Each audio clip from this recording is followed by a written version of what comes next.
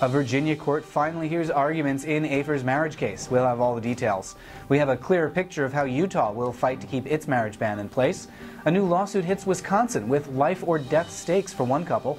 And this could be the week that we finally learn the fate of Indiana's marriage ban. For the American Foundation for Equal Rights, I'm Matt Baum, and welcome to Marriage News Watch for February 10th, 2014.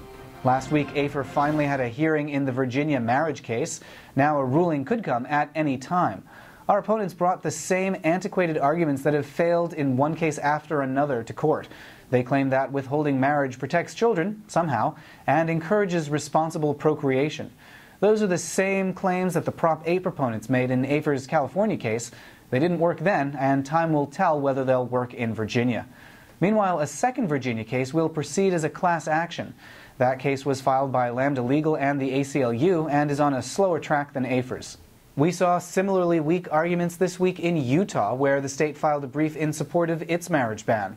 As justification for discriminating against LGBT couples, the state cited the needs of children. Of course, just about every major child welfare organization in the country has spoken out in support of marriage equality. The ACLU has asked for an expedited hearing in a separate case in Utah. That lawsuit will determine whether Utah must recognize the marriages performed between December 20th and January 6th.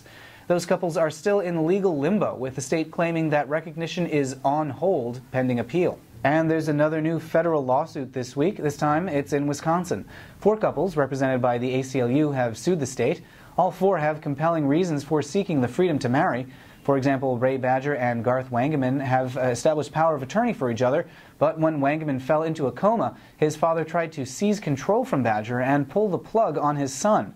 Badger was able to keep his partner alive until he eventually awoke, but had they been married, his authority would never have been called into question.